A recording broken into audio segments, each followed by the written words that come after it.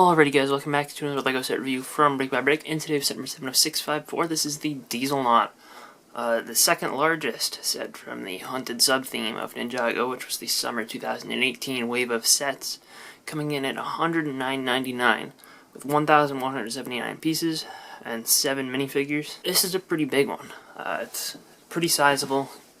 Good box size. I think it might have the same front area as the Dragon Pit, but it's just a little bit thinner of a box, I think. The Dragon Pit might have been longer that way, but it's a big box, for sure.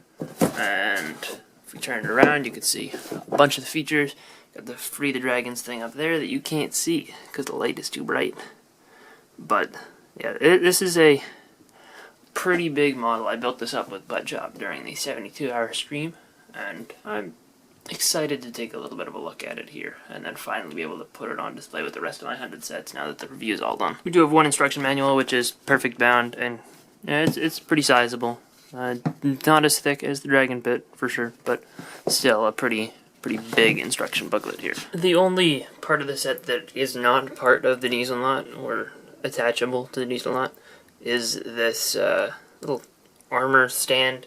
They've done these throughout the entire sub-theme, really. I think the only set that doesn't have something at least slightly similar to this is the Dragon Pit, but it's basically just a place to hold, the full dragon armor set.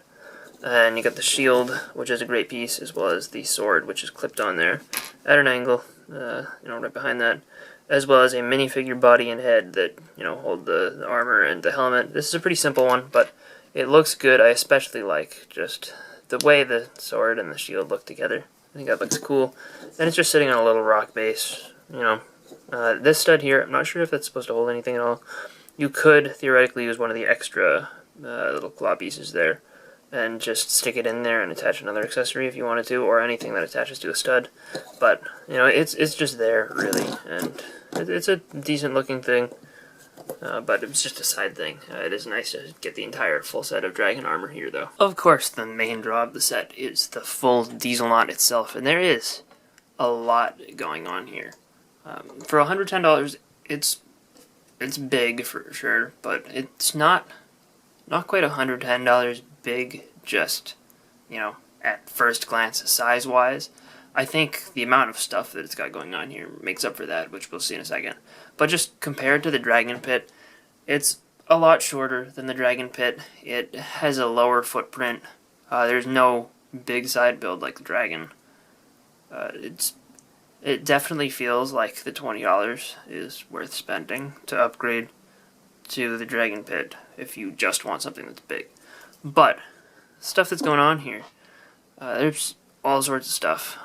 Let's take a look at each little feature individually, and we're going to start back here at the back, actually, because we've got this prison cell. You've got the really big tires, which, there's no suspension in these tires or anything, but, they do have a little bit of play in them just because they are big and rubber and there's a lot of air inside, so, you can push them down and see that, it kind of starts bouncing around when you do that.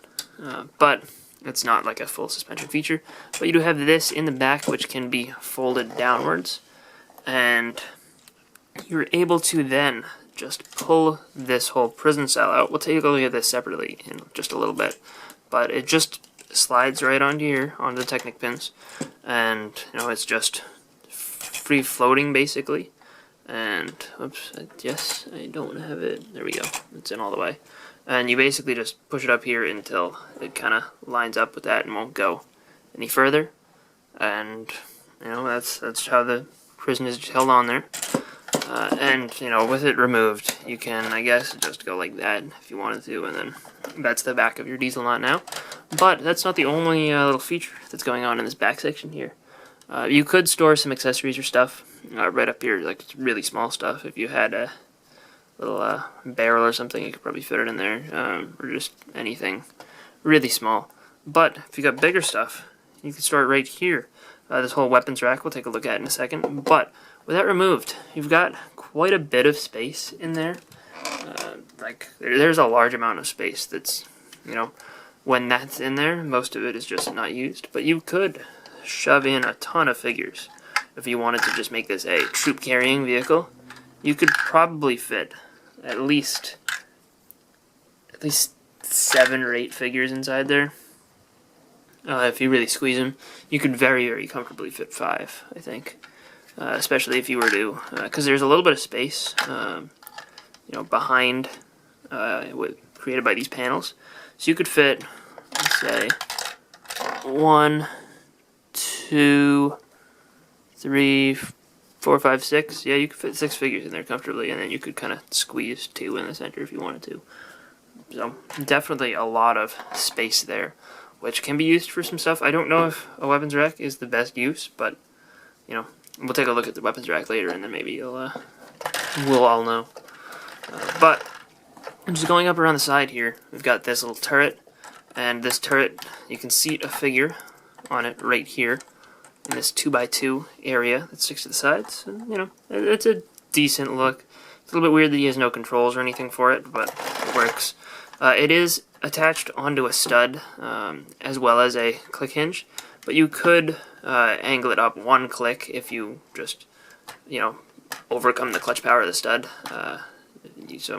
You could do it that way, but it is designed to just be facing horizontal, so you can't adjust the angle. I like the little crossbow shape created at the front, but it does just use a spring-loaded shooter, and you shoot out a missile, and that works just fine. It has a range from here to there, so it can only cover this side, and it can't really cover it up in the air. So it doesn't have the biggest range, but it's still cool. Again, we got another tire here, as well as these really awesome-looking tracks up front. They don't work super well on hard surfaces. You can kind of see them here, but they'll catch every so often and just not have enough traction. If you, push down on them, or if, for example, I'm just going to put a piece of paper here, any surface that's a little bit softer, it'll work really well on. But there's no cheater wheel or anything on the inside in the middle, which is a little bit of a missed opportunity. I think they could have gotten it in there without stealing too much space. But it is what it is. I like the shape of this piece here. It's got a big old sticker on it, and the sticker's a little bit hard to apply, but it looks really cool. Gets a good look going. And the most interesting feature of the build to me is just the way that you're able to pull this down around this whole turbine piece. That area of the build I think just looks awesome. We have another feature up here which is a little bit weird to me. This front little bumper section can be pushed in and out. There's some little rubber pieces in there that kind of create a little bit of a suspension for that, which I don't know if that's to prevent you from being able to ram this into something really hard. It'll soften the blow a little. It's kind of like, I don't know, like a sort of functional bumper. It kind of crumples in a little. But these spikes are really sharp, and I would not recommend running it into any human body part, because it kind of will hurt a little bit. But, it is a thing, and that was the biggest surprise of the whole set. You do it right in the first bag, and I thought, oh, maybe this is going to activate some sort of feature. But, no, it's just that. That's all it does. And with the normal LEGO set, I could just show you one side and say, oh, that's it. But, no, the Dieselnaut is actually asymmetrical in what's going on back here. So on the other side, this is where we had the little turret thing, and there's a space here to stand a figure, which I had heavy metal standing in, but separate from the turret there is this little crane thing, which, it's a simple mechanism, but you can rotate it downwards and then pull it back up, and you got these claws here, which they're actually like slightly off-centered. There's a little bit of a gap there that way, but you can pick up a minifigure like that and carry someone around, or you could use a turkey piece like the one that they use in Firstborn. You could hold that there and maybe use it as dragon bait. Behind that, I'm just going to pick that up, there's this little bit of a ladder as a suggestion of a way to get upwards further on the Dieselnaut. So I showed this big whole sort of cement mixer style piece used up here in the front to create that really awesome shape, but it additionally is able to open up and reveal the cockpit inside there. And inside we've got the Mazel minifigure currently, but it just has a little seat for him with 2 studs there for him to sit on. There's no sort of control panel or anything, and there is this little bit of space back here.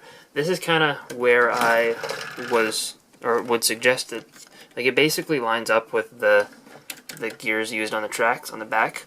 They could have fit a cheater wheel in there, I think, without really damaging the functionality of the interior, because you got this whole space here in the center that isn't used for anything except for, you know, structural stability. I think they could have worked something out, especially in here where there's absolutely nothing at all and you can stick your hand all the way through to the floor. Behind the cockpit area there are these two little spotlights, which when you push the cockpit back they're supposed to move out of the way. Sometimes though they'll get in the way of the next little feature. You can change the angles of them and you can turn them inwards and outwards, but you know, they're there and they look alright. It's just this area has kind of a little bit more going on. We've got these little cone pieces. Those you're supposed to be able to turn, which you know, you can do if you open that up and you know, do this. I don't know exactly what this is supposed to be for. Creates a little bit of, you know, space here. I don't know if this is the only intended feature, if there's something that I'm missing, but it seems like it's just a space where you can kind of stand some of your figures up there. So I don't know, I guess maybe if you want to have this as a little platform there for, say, heavy metal to be here, aiming over the sides at dragons. Maybe that's what's going on here. It's a little bit of a turret platform. I gotta say, once you put some figures there, like it kind of looks plain and empty with nothing inside it. Yeah, once you got some figures in there, it does create kind of a cool look, actually. You could alternatively close it up with a figure inside it as a way to carry another figure. You could leave these claws stuck outwards, you know, and that'll leave some space on the inside. You can also still fit this figure lying down while it's closed. You could, I guess, also alternatively be using this as a little bit of a prison cell for a ninja. That being said, I do like the sticker designs used on the side of this, and on the other side, it is pretty similar sticker detailing. However, moving backwards just a little bit, we've got this whole little prison bar looking thing, which just covers up some engines. It's really not a prison, but it's got some stickers on the front. And then we've got this printed dish, which actually is part of a play feature here, but this is not really the way you're supposed to activate it. You're supposed to be able to spin this gear and barrel here, which it really fits in with the steampunk kind of style of the whole build. And what that does is it simply turns around this top platform. It can go 360 degrees, and as you're spinning this, the symbol on the other side just spins around. That's really the feature there. And yeah, it's pretty good looking. I like the design of this turret. This one is designed to be able to tip up and down a little bit. You could get an additional length of it if you want to be facing sort of straight up like that by you know, overcoming the clutch power of the stud. But that is a little bit finicky. But you know, you can move the angle up and down. I like this build here up around the front.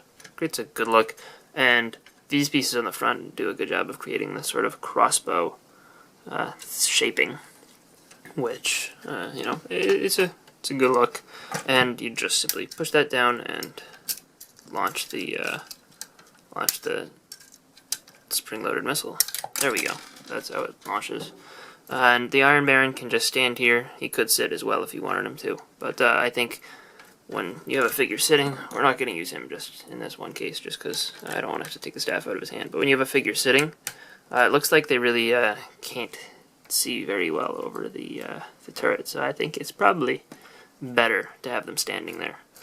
But with that, that's pretty much all the features of the Dieselnaut itself. So let's take a look at that prison cell and armor stand. So here's the little prison cell that you just slide onto the back. I know it's been a long time since you've seen it, but it's just got some stickers on the sides, and both sides open up just like that. You can fit all 3 good guys that are included in the set in here relatively comfortably. There's actually, you probably want to disarm them, but I didn't feel like doing that. But there's actually 3 minifigure base plates included in light gray. And you could basically just fit 3 figures standing on the center studs of each of those. They fit in pretty comfortably. Like there was enough space to fit them in with their weapons. This is one of those little net pieces. I believe they were introduced in 2017.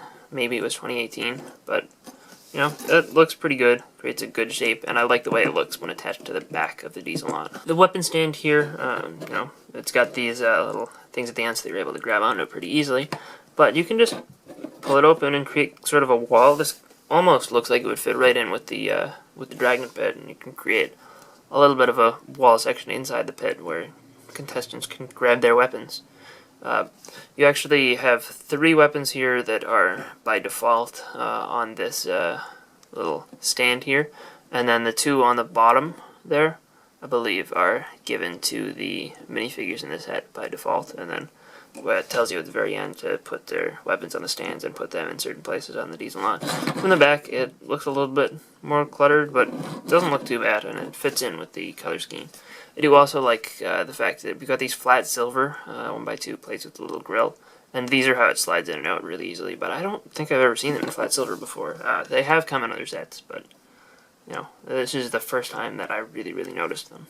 I think they're in Firstborn in the Dragon Pit, though. Jay and Zane here each appear in 3 of the Hunted sets, and they actually appear in the same 3 sets, being the Dieselnaut, Stormbringer, and the Dragon Pit. So if you have the Dragon Pit, these really aren't going to be a huge draw for you. Same thing if you have Stormbringer, because I believe they both have the same exact accessories. Jay may have not had this katana in the other sets, but he definitely had the same little half nunchuck thing. Again, these are using the things from the pieces from the weapons packs that they've introduced for the Hunted sub-theme. Zane has a standard bow and arrow, and you know, their front torsos and legs both look good, but you really have to remove their masks and their shoulder armor and quiver in order to be able to see the printing that exists on the back. But the level of detail on both of these suits are pretty good. I like the design of, you know, having the Sons of Garmadon suits, but a little bit battle-worn.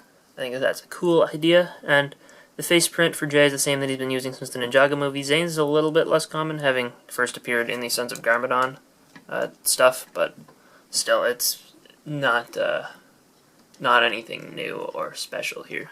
But yeah, I mean, these are both pretty good figures. Next up, we have Skullbreaker and Mazel. Mazel appears in 2 other sets, I believe, Stormbringer, or not Stormbringer, Firstborn and the Dragon Pit. And this one is Skullbreaker, and he is exclusive to the set, except for the fact that he isn't, as he has all of the parts that Mazel has, except for he has the bottom of a ninja mask instead of the whole special fancy Hunted piece, which, fun fact, the top half of these masks are actually designed to, you know, have the same profile as the top of a ninja mask, so that it's designed to fit perfectly with the bottom half, and this is also designed to fit perfectly with the bottom half of a ninja mask. But their weapons are basically just little staffs using some of these Hunted weapon parts at the very tops. That's cool, but you know, the designs of these figures are pretty good. We have to remove their headgear and armor in order to see any better, but they have the same torsos and the same legs and same faces as each other. Hopefully you can tell that their torsos and legs are the same, because I really don't want to remove Mazel's shoulder armor piece, because my biggest complaint about it is that piece is very difficult to get the head out of. It's possible, and you know, it takes a little bit of work though. Next up, we have Iron Baron and Heavy Metal, and both of these figures are very kitted out. They both appear in several other sets each. Well, I guess Iron Baron's only otherwise in the Dragon Pit, but Heavy Metal is in Firstborn and the Dragon Pit, and you know, both of these have some big accessories. Heavy Metal has the same accessory in every set, and actually I guess so does Iron Baron.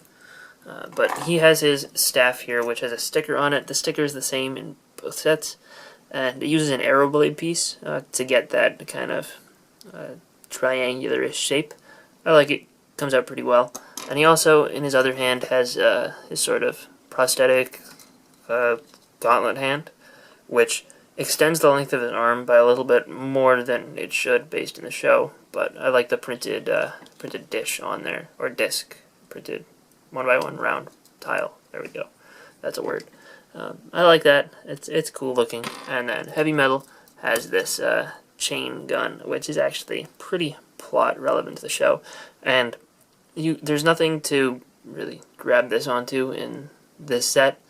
I mean, I guess maybe you could have clipped it onto like the bones at the top of the back section, but you know, I mean, this is really designed for dragon hunting, and there's no dragon here, so this works best when used with the other sets. But with the weapons removed, you can see the character designs a little bit better, and in order to actually see the printing on them, though, we're going to have to remove those armor pieces.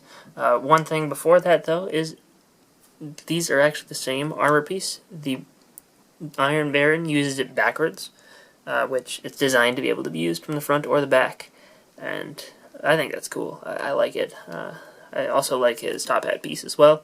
And one thing about his peg leg is that it's actually on the wrong side. LEGO has never molded a peg leg so that the peg leg is on the right side, our right, their left. And you can very easily just grab the opposite black leg and, you know, pull the peg leg off the legs and swap it around to the other side, because it is identical front to back, but LEGO has never set up their assembly process to assemble it that way, which is just a fun fact. And Iron Baron's torso is exclusive to his character, so only otherwise appears in the Dragon Pit. His face print, same thing. Heavy Metal has a face print that's exclusive to her character, but the torso and legs are the same as Muzzle and Skullbreakers. And if we just turn them around, you can see the prints from the back. Also, I did mention before, but Iron Baron does have the last little dagger piece from the weapon set used in the front of his armor. The final minifigure in the set is Teen Wu, and he looks pretty respectable. The torso print for him is exclusive. The legs have no printing, but I don't believe any printing is necessary, so I'm fine with that.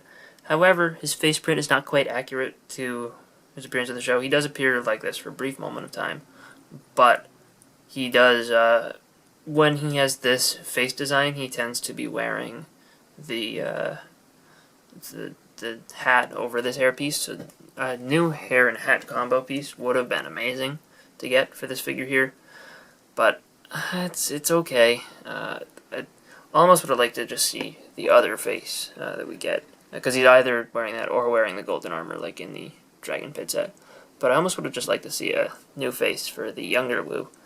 This hairpiece is Cole's from the Ninjago movie, but molded in white and gold. Really cool design for that hairpiece, and I'm happy to get that. And there's the back printing on the torso, as well as his alternate facial expression. He does use the other katana from the weapon pack. Overall, I think if you're torn between this or saving $20 and getting the Dragon Pit instead, I think easily the Dragon Pit is a better set. But, that being said, this is a really strong selection for a really large vehicle from a Ninjago set. I think this is probably the best big vehicle that they've done, and I think I would definitely recommend this over the last one I can think of that was at around $100 price point, which is the Ultra Stealth Raider. I think this is better than that. I think there's just so much going on here, and the design of this vehicle is just so different and weird. Like this up here, this front section, the building area where, you know, it has this little engine piece and the cement mixer piece which comes perfectly around it. I think that is the coolest part of the build, and I think from like approximately this angle, I think that is the coolest way to look at this set. But it's a cool thing, I think. There's a lot to do here. There's a lot of space to pose figures. Like, especially with that weapon rack remove, you can fit 10, maybe? So you can fit 6 back there, 7, 8, 9, 10, 11.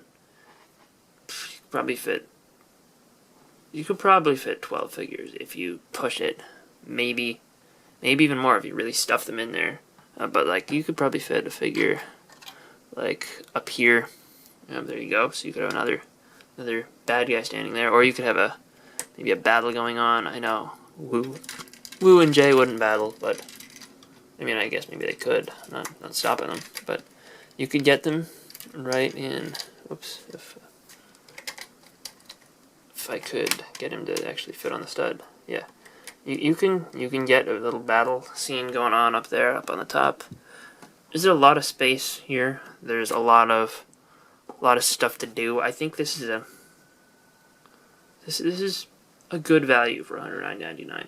I think a Dragon Pit at $130 more of a good value, but I think if you can get this for, like, it's been on sale. It went on sale finally at Walmart. It lasted the most of its life at retail price, but it finally went on sale for, I think, $81 is what I got to at Walmart, and at that price, 100% would recommend. At $110, I'd recommend it. I think it's cool. I just think that there are better values than it. Not that retail value is bad value, but I think that, you know, there's just so much good stuff in the Haunted Wave that this is something that I don't know, it is not my favorite. However, I think there are going to be a lot of people attracted by its steampunk design, and if that's what you love about this vehicle, I think that you might like this more than the Dragon Pit. But anyway, hope you guys enjoyed this little review. If you did, let me know in the comment section down below. Let me know what you think, Dragon Pit or Dieselnaut, which is better. Maybe I'll put a poll in the corner. And I'll see you guys all next time. Bye, everyone.